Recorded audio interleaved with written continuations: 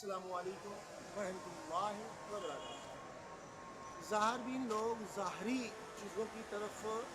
زیادہ متوجہ ہوتے ہیں کیونکہ وہ ظاہر بینی کا شکار ہوتے ہیں، اور جو ظاہری تاثر ہوتا ہے وہ ان کو بہت متاثر کر رہا ہوتا ہے، اور یہی وجہ کہ بعض لوگ جو اسٹیٹس کے ذریعے لوگوں کو نیچا دکھانا چاہتے ہیں وہ بڑے متاثر ہوتے ہیں ظاہر بین لوگوں سے، جبکہ کچھ لوگ ایسے ہیں دل بنا بھی کر خدا سے طلب،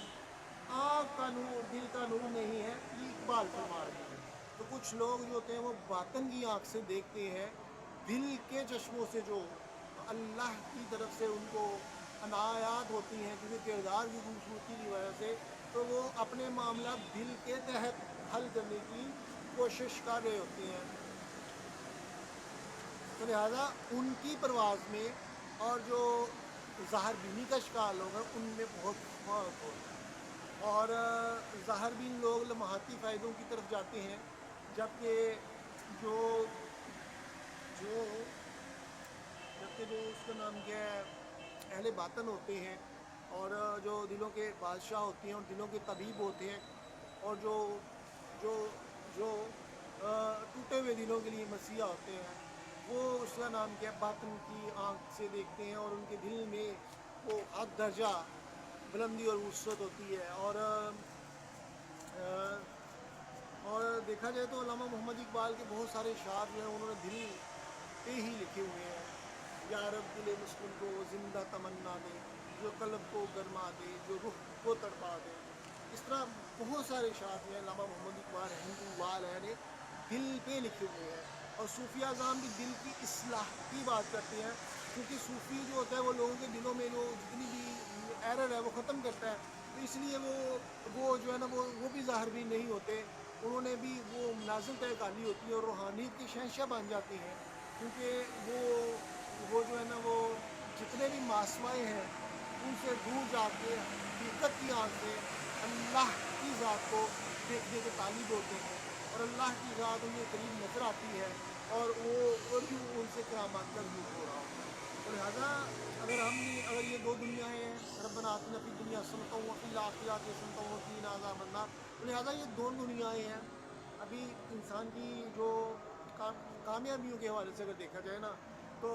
بعض تو لوگ بہت اچھے ہوتے ہیں اس حوالے سے کہ وہ اپنی دونوں دنیا ہی میں ہی کامیابی حاصل کرنا چاہتے ہیں۔ کچھ لوگ کہتے ہیں ہم اس دنیا کو ہی ٹھیک کر لیں، آخرت کی خیر ہے، اور وہ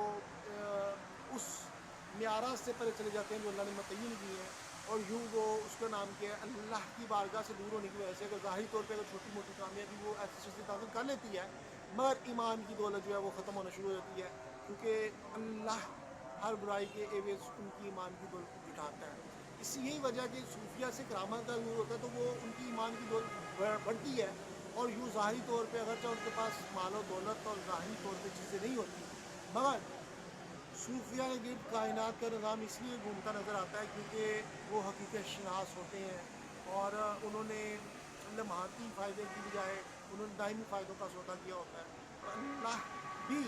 ان کو پسند کرتا ہے اور ان سے اللہ راضی ہوتا ہے، اور اللہ تعالیٰ ان کو اپنا دوست بناتا ہے، اور بعض حدیث میں ہے کہ اللہ ان کا آنکھ کان بن جاتا ہے، اس طرح کے بھی ہیں۔ اور اب صوفیہ میں کچھ لوگ وحدت الوجود کے اور وحدت الشہود کا جو ہے تصور، وحدت الوجود اور وحدت الشہود وہ بھی ایک ہے، اس پہ میں کسی دن تفصیل سے بات کروں گا کہ کون کون سے صوفیہ کس میں کس عقیدے کے کو ماننے والے تھے، وجود کے کون سے قائل تھے، شہود کے کون سے قائل تھے، اور اس کے حوالے سے اور میں کیا سوچتا ہوں، میں آل ٹوگیدر تھوڑا سا ڈفرینشیٹ کرتا ہوں تھوڑا سا کہ اس حوالے سے کہ دونوں چیزیں ٹھیک ہیں اپنی اپنی جگہ پہ، مگر میں تھوڑا سا اپنا ہی بات کرنے کی کوشش کرتا ہوں، جیسا میں محسوس کرتا ہوں اس پہ میں غلط ہوں، اگر وہ لوجک کے ساتھ بات کروں گا تو پھر ہو سکتا ہے کہ میری بات بھی جیسے میں کہتا ہوں دونوں ہی اپنی جگہ پہ ٹھیک نظر آتے ہیں، تو اور کچھ جو دونوں میں ایک تو زیادہ صحیح نظر آتا ہے اور دوسرے میں تھوڑا سا چیزیں جو ہے نا وہ بھی تھوڑی تھوڑی صحیح نظر آ رہی ہوتی ہیں، تو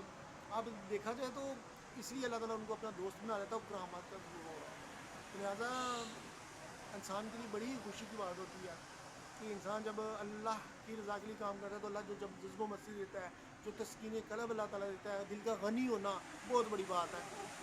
اور پھر جب ظاہری طور پہ وہ ظاہر بھی نہیں ہوتے، اور جب باطنی دنیا فتح کر لیتے ہیں اور روحانی کے شہنشاہ بن جاتے ہیں صوفیہ، تو اللہ تعالیٰ ان کو ظاہری اسباب بھی اور ظاہری چیزیں بھی دے دیتا ہے. اور یہی وجہ ہوتی ہے کہ صوفیہ نے تنہائی دنیا اس لیے فتح کی کیونکہ وہ مادہ پرستی ہوتے ہیں، کیونکہ ان کو یہ نظر آ رہا ہوتا ہے کہ تمام کائنات کا خالق اور تمام ملک دنیا کا، یہ تمام ملک جو ہے ان کا بادشاہ جو ہے نا، تمام ملک یہ دونوں جہانوں کا جو بادشاہ ہے وہ اللہ تعالیٰ کی ذات ہے، اور یہ اسی کی کریٹ کی ہوئی کائنات ہے. تو لہٰذا جب اس کو یہ یقین ہو جاتا ہے نا کہ اللہ تعالیٰ میری مدد کرے گا صوفی کو، تو پھر اس کا نام کیا، وہ تنہائی بھی دنیا فتح کر لیتے ہیں. کیونکہ حق و یقین کی دولت بھی اللہ کی طرف سے ملتی ہے. سبق بھی پڑھ صداقت کا، عدالت کا، شجاعت کا، دیا جائے گا کام تو سے دنیا کی امامت کا. اور اسی طرح ایک بار رحمۃ اللہ فرما رہے ہوتے ہیں کہ وہ جس کے دل میں صداقت کے لیے مر مٹنے کی تڑپ، پہلے اپنے پیکر خاکی میں جان پیدا کرے. یہی وجہ قرآن اخلاق کی بات کرتا ہے، کردار کی بات کرتا ہے. تو کردار کے بعد ہی جو دوسری منازل ہیں، جیسے صبر و رضا کی منازل، سچ بولنا، پھر اپنے زبانوں سے دوسرے کو محفوظ رکھنا، آسانیت کا فائدہ کرنا، ظالم سے نفرت کرنا، ظلم سے نفرت کرنا، پھر برائیوں سے نفرت کرنا، یہ بڑی ایک چیز ہے. یہ کردار خوبصورت ہو تو پھر ایسا ممکن ہے، اور ایمان کی دولت ہو تو. پھر اسی طرح صبر و رضا کی منازل، پھر اللہ کی راہ میں قربانی کا جذبہ، اپنی خواہشات ترک کر دینا، اپنا مال و دولت اللہ کی راہ میں تقسیم کر دینا، اپنی توفیق کے مطابق، یا بعض اوقات اپنی ہر چیز، دل چیز عزیز تین چیز بھی اللہ کی راہ میں قربان کر کے اللہ کو راضی کر لینا. اور اسی سے پھر عشق تعبیر ہوتا ہے کہ جب انسان جذبے اللہ تعالیٰ دیتا ہے اور ہر چیز اللہ کی راہ میں لٹاتا جاتا ہے، تو یوں پھر وہ اشاعت کی صف میں آنا شروع ہو جاتے ہیں وہ ایسی شخصیات. اور اللہ تعالیٰ ان کو مزید انعامات سے اس لیے نواز رہا ہوتا ہے کہ ان کی سوچیں اور نیتیں اچھی ہوتی ہیں، وہ ان کے عمل بھی اچھے ہوتے ہیں، اور وہ اللہ سے ہدایت کے طالب ہوتے ہیں. اور اگرچہ ان کے بعض بات ارادے اتنے مضبوط نہیں ہوتے، مگر with the passage of time جوں وہ ایرر ختم ہوتے ہیں ان کی شخصیت سے، جو نقاص جو شیطانی کی طرف مائل کرتے ہیں، تو اللہ تعالیٰ پھر ان کو حق و یقین کی دولت بھی زیادہ بڑھاتا ہے. اللہ تعالیٰ ان کو عمل کی توفیق بھی زیادہ دیتا ہے، اور اللہ تعالیٰ کامیابیاں بھی ان کو دیتا ہے. اور ویسے تو دیکھا جائے تو